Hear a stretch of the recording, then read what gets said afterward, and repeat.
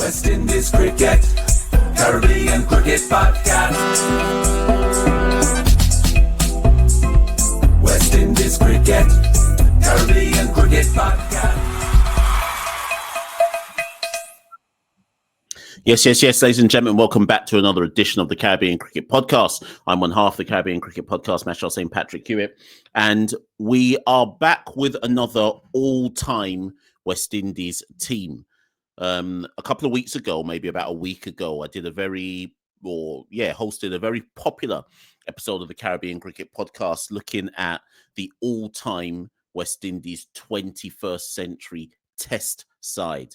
This particular video, as the title indicates, we're going to look at the West Indies all-time T20 side. Now, again, just like with the test video, this has been stimulated, or the idea behind this has come from a message sent to Caribbean Cricket Podcast by David Ingram. Now, remember, people, you can find David on Twitter, or X, at David Ingram, INGRAM 90, at David Ingram 90. You can go find him there. Please go and follow him, cricket historian. So after David had sent me his team for the best West Indies test 11 of the 21st century, it garnered so much, obviously views, but so much debate, loads of opinions and comments about he should have included that person, I would have done this, I would have done that. And lots of people said, Mash, you should do a video like this for the T20 side. And hopefully, David, when you're watching this, maybe you'll send me your best ODI side so we can have further conversations. But David sent me the following email. He said, "Hi, Mash," or "Hi again, Mash. Really enjoyed the feedback and discussion on the test team video. It makes all of my research and work worth it. I decided that doing teams for the other formats would be a fun challenge. So on the off chance you are actually interested in discussing them, here is my all-time West Indies T20 side. This team came together a lot more easily than I was expecting, to be honest. It feels well balanced despite the volume of all-rounders. This is also just for international T20 cricket. I didn't consider franchise records. So David has given me his best West Indian T20 side based on international stats. I'm going to say that one more time, people, based on international stats. We are not using down bad franchise records here because we're talking about international cricket. We didn't use first class records to compile the West Indian test side of the 21st century. So similarly, we're not using franchise records to compile the best West Indian T20 11. Now, unlike with the test squad, so when David sent me the test squad, I'll freely admit that I kind of took the approach of I'm just going to freestyle this video. I'm not even going to do my own 11. I kind of scanned David's beforehand, and I said, let me not even do any additional research. Let me just try and do it straight off the top of my head and see if there's anybody I disagree with David on.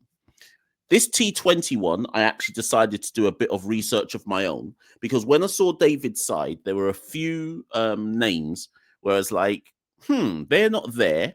Do they deserve to be there? And I started doing some number crunching and so on and so forth. But as David implies, technically, compiling the greatest West Indian T20 side or just in general, international side, should be relatively easy and straightforward. We won two World Cups in the 21st century, 2012, 2016, and 2014. We got to the semi-final. So there's the golden generation between 2012 and 2016, where without even thinking, you can pretty much go to those two World Cup wins and go, well, the majority of the greatest team has to come from there. However, there are some players in the kind of present day where you might look at their numbers and think, maybe they've got a claim to say that they're in the greatest West Indies T20 international side. So without any further ado, let me put David's team up on the screen. Here we go. Should I put myself in the corner? No, let me put myself on the side. So David's team is as follows. Chris Gayle and Evan Lewis opening. Nicholas Pooran, wicket-keeping, and at number 3. You can see the numbers on the screen yourself, people. Should I take myself off the screen to make it a bit bigger? Let me take myself off. I'm going to leave myself on the side. Nicholas Pooran, number 3, wicket-keeping. Marlon Samuels, number 4. Kieran Pollard,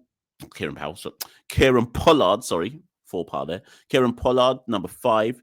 Dwayne Bravo, number 6. Andre Russell, number 7. Darren Sammy, 8.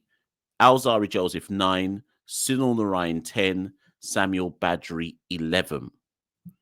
Just let that soak in first, people, before you start smashing up the keyboard. Some of you, when you watch Caribbean Cricket Podcast, you love to just smash up the keyboard, don't even watch the whole video, and you're giving your opinion, and then I have to reply and go, yeah, but I mentioned that. Like, let this marinate in your head first before you start writing comments, okay? When you see that 11, forget the reserves, we'll get to that in a minute. When you see that 11, do you look at that and go, where is this obvious name? Because I'm not certain that there's an obvious name missing. I would argue that, in fact, and in fairness, the only name, when I saw that list, the only name that I thought, no, let me go do some research. Does that person really deserve to be there? It was Darren Sammy. And when I went and looked at Sammy's numbers, obviously they're on the screen, so you can see there that David says that Sammy played in the 21st century 10 years between 2007 2017, 68 matches. He averaged 17 with the bat at a strike rate of 147 and took 44 wickets at 25 apiece, economy 7.31. Sammy's there on merit. Name a better all-rounder that could have gone in than Darren Sammy. And don't worry, I went and did my research because I was like, nah, surely Sammy can't be the guy who's there. But I don't think there's a better option. And I know in that 2016 World Cup, I think Sammy barely bowled or batted in that 2016 World Cup win. But name a better all-rounder than Darren Sammy in terms of T20 numbers that could replace him. And I couldn't find anyone. Where I could argue, yeah, they should be there. Alzari Joseph, I think, is a lock-in. There's no one better than him. Narayan and Badri, obviously. So 8, 9, 10, 11, there was no one I could find better than them. Dre, obviously. Dwayne Bravo, obviously. So then you're looking at the top 5 batters, and obviously Pooran is in there. He's the only person from this current day iteration of the West Indies where I don't even think you have to make an argument. He just in. And there's nothing that needs to be said as to why Nicholas Pooran is in. We can and about should he be number 3, and maybe some of you would want to construct the batting lineup differently, but he's in. So I don't think there's any argument about the construction of that 11. My only disagreements with David's team really came where the reserves are concerned. So David's got as his reserves, in case of injury, 2 batters. Rovman Powell is there. Obviously, Rovman's now played 91 internationals, averages 26, strike rate of 140. I don't think there's any debate about Rovman being there. I can work with that. Brandon King was the interesting one. Should Brandon King be there? And so I've got a piece of paper here because I wrote down some names as to should they be there. I reckon there's an argument to say Johnson Charles should be there instead of Brandon King. Even if Charles's numbers aren't as strong, there's an argument to say Johnson gets in instead of Brandon King. I'm happy to debate this in the comments below. Maybe people say, no, Mash, it's obviously Brandon King who gets in instead of Johnson Charles. But then I wrote down on my piece of paper, even if Johnson just doesn't get in instead of Brandon King, does Johnson Charles get in instead of Dennis Ramdin? Or even Andre Fletcher, for that matter, instead of Dennis Ramdin. So I quibble with David's backup keeper. Yes, Dennis Ramdin was part of 2 World Cup winning squads, I believe. But if you've got Nicholas Pooran as your go-to wicket keeper, do you really need Dennis Ramdin as your reserve? I think you could afford to have a dodgy wicket keeper as your reserve, which would be Johnson Charles or Andre Fletcher. Andre Fletcher's not dodgy, he's actually a wicket keeper. But I think Johnson Charles or Andre Fletcher gets in instead of Dennis Ramdin. Get at me in the comments below. Some people may agree with that, some people may disagree with that. Some people may think Johnson Charles gets in ahead of Brandon King. But there was a bit of quibble there for me. And then I had a quibble about Jason Holder. So look at Jason Holder's T20 international numbers. 63 matches, 491 runs at 16, strike rate of 129. 66 wickets at 29 apiece, economy 8.57. in my head, I was like, what's Romario Shepherd's numbers? So I didn't even look. I just was like, the first name that came into my head was, yeah, well, what about Romario Shepherd? So I went and looked at Romario Shepherd's numbers. So you've got Jason on the screen. Now this is Romario Shepherd's numbers. With the bat, he's played 53 matches, 537 runs at an average of 27, strike rate 139. Okay, let's go back to Holder. So Holder's average of the bat is 16. Shepherd's is 27. Holder's strike rate is 129. Shepherd's is 139. Then with the ball, Holder's got 66 wickets at 29, economy 8.5. Romario Shepherd has got 56 wickets at 27, economy 9.8.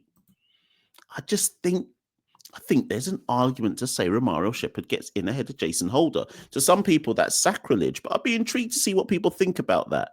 Does Romario get in instead of Jason Holder in terms of your reserves for this backup all-time side? I can't believe that I'm saying that Romario Shepherd is in the West Indies 15 all-time T20 side, but I think there's an argument he gets in instead of Jason Holder. Is that economy too much though? I'm not like nailing my mast to a pole here and saying Romario Shepherd must be in no matter what, because that economy, what's his economy again? 9.8. I mean, the economy's dreadful. Look at Jason's economy, 8.5. Romario's is 9.8.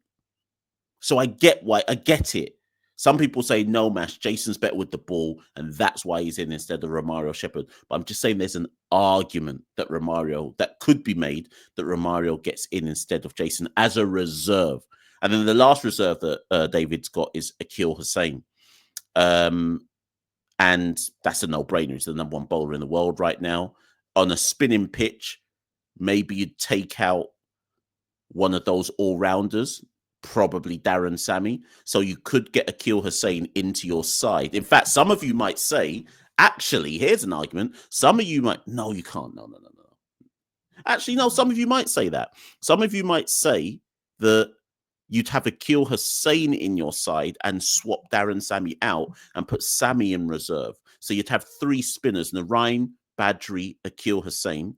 Then that would allow you to basically have Badri and Akil would basically bowl the whole power play, 6 overs of spin up top from Badri and Akil's at a miserly economy rate. Narine comes out to bowl the next 4. And then really from there, so what's that? You got 10 overs already done from Narine, Badri and Akil. Then Dwayne Bravo, Dre Russ and Alzari Joseph. Between them, they bowl the other 10 in essence. I hadn't thought about that. I only just thought that right now as I'm recording this. There's an argument to say Akil Hussain goes into the first team and Darren Sammy goes to the bench and they swap in and out, horses for courses, depending on what the track is. But I don't think there's any other names. I did put down some other names that people might want to consider. Suleiman Men.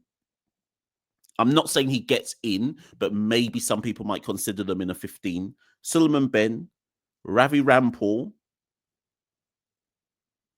Actually, you know what? Whilst I'm here, let me just check Ravi Rampal's. Numbers, because I always thought that Ravi was underrated. Let me just check what Ravi's T20 international bowling numbers were. Okay, yeah, he can't get in.